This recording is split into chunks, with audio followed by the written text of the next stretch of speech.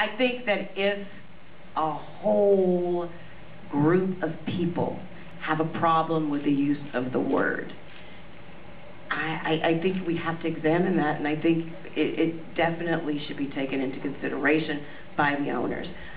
I don't own a team. I think there are great names out there, you know, buckets, shoes, you know, I don't know, buckle, I don't know. I think that if it's offensive to people and we have to look at the people as a whole, then, you know, why not? But that's just me. That's only my opinion. I can't speak for other people.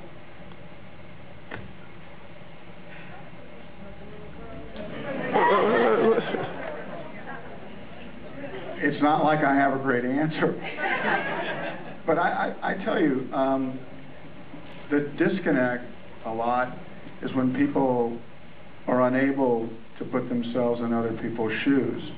And there's, you know, I have been guilty of that in my own mind. And young go, well, what would be the problem with Redskins? I mean, is that really a problem?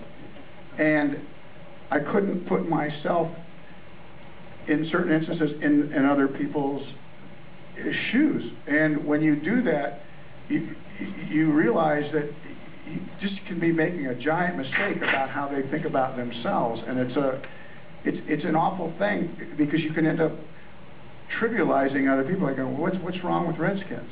Can't we just move on? And no, it is a much bigger deal to people. I did make this movie, Dance with the Wolves, and it's not like I had big answers, except my answers were that I was going to try to make fully formed people. And so I'll tell you a little story. I was scouting Dance with the Wolves, and a man said, "Hey, would you have lunch here in the Hilton Hotel upstairs?" And I was scouting, and I said, "Man, I don't eat in the Hilton Hotel. I eat at the A&W, and I keep scouting." And he goes, "It was in South Dakota. Would you just do this? There might be some people or something." I looked at my friend, and I said, "Okay." So we walked upstairs, and I walked into a room, and there was a table in a U, a very formal table, and there was my book, Dances with Wolves.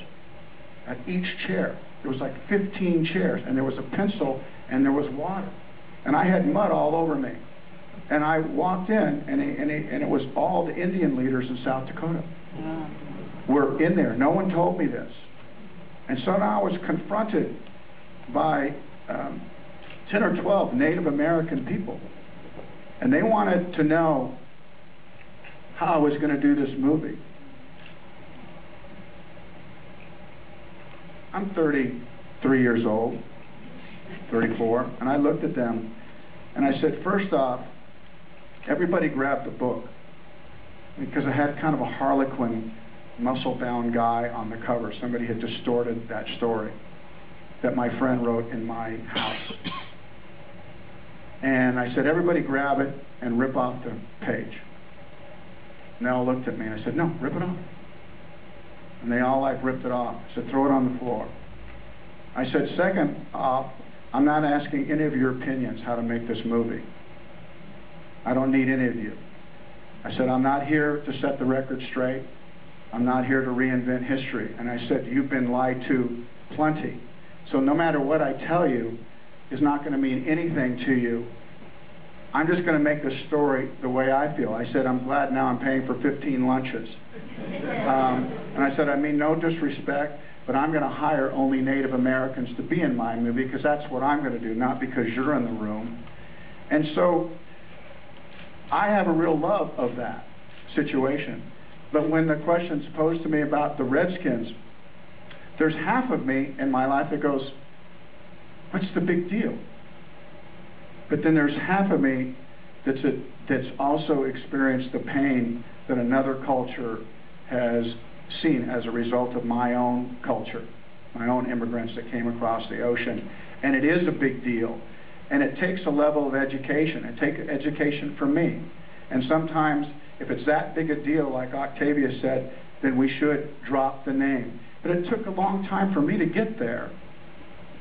I have empathy for people. But obviously not enough that my first instinct was, yeah, get rid of the name. Get rid of the name. I have a journey myself, you know, and so as I listen to this argument unfold, it does seem like there's an inordinate amount of pain attached with it. And so if we consider ourselves Americans, that means we're in this together. And then, so out of that comes, yeah, I guess we should drop that name and we should move on. It's just a football team.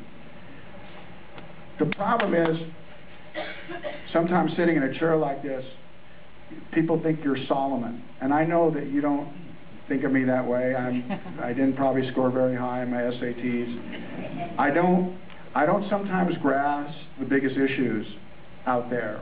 I've always been a plodder. I've had to learn my own way. And my life is an example of how I live and what I've done. And oftentimes when some of the most complicated issues come up, I don't know what I'm going to say, just like Whitney. But if you give me a chance, I'll write a speech 2 weeks later and I'll tell people how I really feel. But I often don't know when the hot light hits me and people think, oh, something brilliant's going to come out. It's difficult.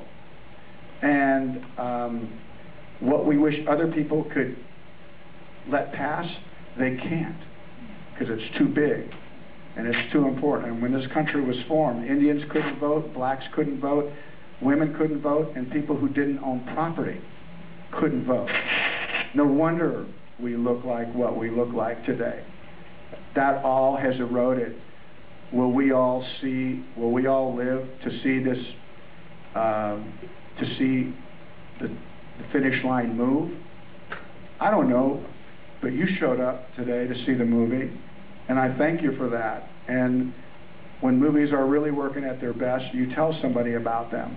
And so thank you for coming. I have a lot to learn in my life, and I'm trying all the time. I'm trying all the time, and some of the stuff I get right, and some of the stuff I don't.